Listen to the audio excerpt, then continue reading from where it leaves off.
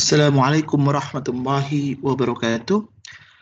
Dear sisters and brothers, we try to carry on a discussion about the aggregate supply, and we know we have been in the sacrifice ratio. And as I mentioned before, that aggregate supply actually tries to discuss the issue on price level and also inflation and also unemployment. And now we move to the sacrifice ratio, that this ratio tries to reduce inflation, and the policymakers can contract aggregate demands, causing unemployment to rise above the national rate. So, sacrifice ratio measures the percentage of a year's real GDP that must be foregone to reduce inflation by 1 percentage point.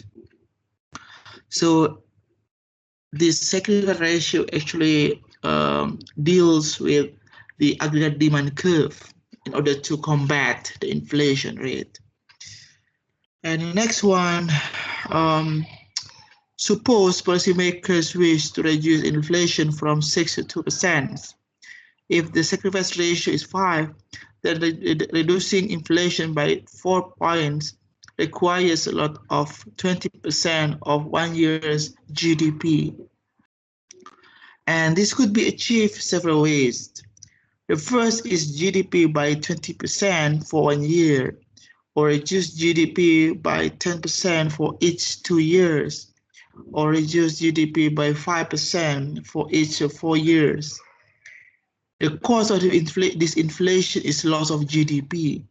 One could use Okun's law to translate this cause into unemployment.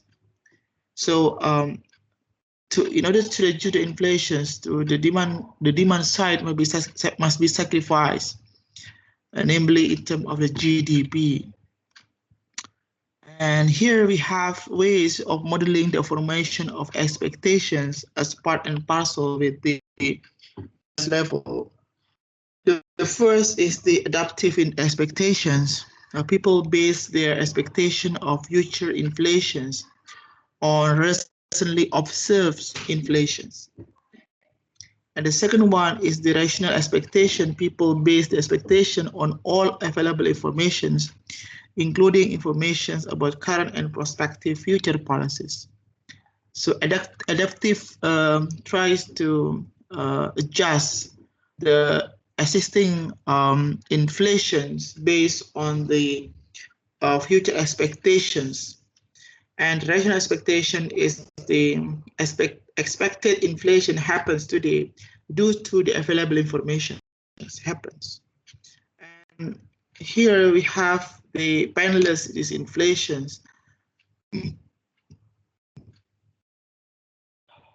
whereby the proponents of rational expectation believe that the sacrifice ratio must be very small. Suppose U is UN and then inflation is expected inflations, and suppose the Fed announces that it will do whatever it is necessary to reduce inflation from 6 to 2% as soon as possible. If the announcement is credible, then expected inflation will fall perhaps by the full 4 points. Then the inflation can fall without an increase in unemployment. So here's the examples, the sacrifice ratio for the Volcker disinflations. So 1991, inflation 6.7%, and 1985, inflation is 3%. Total inflation must be 6.7%. So for the last 4 years, this inflation policy has been taken here by taking every year differently. But in the end, total is 9.4% has been reduced. And here is the previous fell by 6.7%, and total of 9.4% of cyclical unemployment. And Okun's law is 1 percentage point of unemployment implies a loss output of 2 percentage points.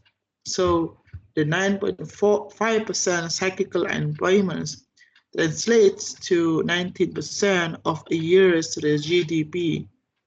So sacrifice ratio here is the loss of GDP over the total disinflation. So here is 2.8 percentage point of GDP were lost for each 1 percentage point reductions in inflations. So here seems to be a dilemma or trade-off between inflation and unemployment here. And the analysis of the cause of these inflations mean the reduce of inflation and of economic fluctuation in the preceding chapters is based on natural rate hypothesis. So changes in aggregate demand affect outputs and employment only the short runs. In long run, the economy returns to the level of output, employment, and employment described by the classical models. And here is the alternative hypothesis or hysteresis. So hysteresis, the long-lasting influence of history on variables such as the natural rate of unemployment. Negative shocks may increase yield and the economy may not fully recover. The skill of cyclical unemployed workers deteriorate while unemployed and they cannot find a job when the recession ends. Cyclically unemployed workers may lose the influence on wage setting. Insiders may then bargain for the higher wages for themselves. Then the cyclical unemployed outsiders may become structurally unemployed when the recession ends. So here we have some summary. The first is the three models of aggregate supply in the short run. Deals with sticky waste model in the short run, imperfect information models, and sticky price models.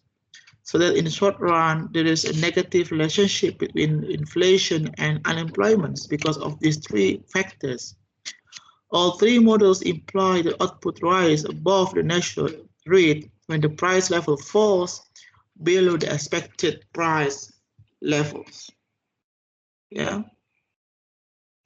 And the next one, the IPIEF curve derived from the short run aggregate supply curve states that inflation depends on expected inflations, cyclical unemployment, and supply shocks.